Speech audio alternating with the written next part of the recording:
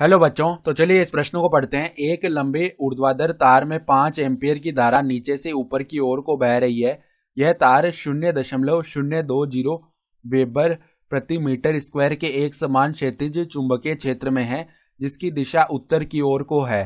क्षेत्र द्वारा तार की 0.06 मीटर लंबाई पर कितना बल किस दिशा में आरोपित होगा। ठीक है, तो हमें बल और दिशा बतानी है। तो प्रश्न में आगे बढ़ने से पहले इस प्रश्न से संबंधित जो मुख्य उदाहरण है उसकी हम चर्चा कर लेते हैं। तो देखो, किसी भी धारावाही चालक तार पर जो चुंबकीय बल एफ बी है उसका मान क्या होता है, I L B sine theta. ठीक है, जहां पर आई क्या होती है, उस धारावाही चालक तार में प्रवाहित धारा, एल यानी कि उसकी लंबाई होती है, बी यानी कि चुंबकीय क्षेत्र की तीव्रता, और यहाँ पर थीटा जो है उसकी लंबाई और चुंबकीय क्षेत्र दोनों के बीच का जो कोण है उसको बताता है। ठीक है, तो यहाँ पे सबसे पहले देखो हमें क्या बोला हुआ है, हमें बताया हुआ है ऊर्ध्वाधर तार है। तो इस प्रकार का मान लो तार है, इसमें 5 एम्पीयर की धारा नीचे से ऊपर की ओर बह रही है, तो 5 एम्पीयर की धारा हो गई।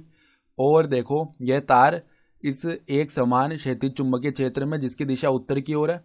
ठीक है, तो ये क्षैतिज रूप में है। तो मान लो इस प्रकार का कोई चुंबकीय क्षेत्र है जिसका मान हमें दिया हुआ है कितना, 0.020 वेबर प्रति मीटर स्क्वायर, और इसकी दिशा उत्तर की ओर है। तो उत्तर इस तरफ हो गया इसका मतलब, तो उत्तर इस तरफ है तो दक्षिण ये हुआ ना। अब दक्षिण ये हो गया, उत्तर ये है, तो यहाँ पे पूर्व इस तरफ होगा और पश्चिम इस तरफ होगा। ठीक है, ये आ गए। तो अब देखो, फ्लेमिंग के बाएं हाथ के नियम से अगर हमें चुंबकीय बल की दिशा निकालनी है तो हम बाएं हाथ के अंगूठे, तर्जनी और मध्यमा को परस्पर लंबवत करेंगे। फिर तर्जनी को हम क्या करेंगे, चुंबकीय क्षेत्र की दिशा में, और जो मध्यमा है उसको धारा की दिशा में करेंगे। तो जो अंगूठे की दिशा आएगी वो चुंबकीय बल की दिशा आएगी। तो ऐसा करने पर यहाँ पर अंगूठा जो है पश्चिम दिशा में आएगा। इसका मतलब क्या है, जो बल की दिशा है वो पश्चिम दिशा होगी। अब बल का परिमाण देख लेते हैं। तो देखो, धारा कितनी है, 5 एम्पियर, गुणा में लंबाई कितनी है 0.06। इसको लिख सकते हैं 6 गुणा 10⁻²। और हमारे पास चुंबकीय क्षेत्र की तीव्रता है 0.020। इसको क्या लिख सकते हैं हम, 2 गुणा में 10⁻²। और यहाँ पर दोनों के बीच कोण जो है 90 डिग्री होगा, तो साइन 90 डिग्री का मान 1 होता है।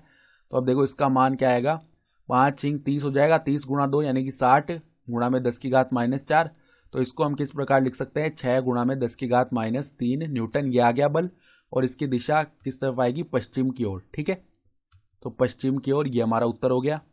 तो हमने परिमाण और दिशा दोनों लिख लिए।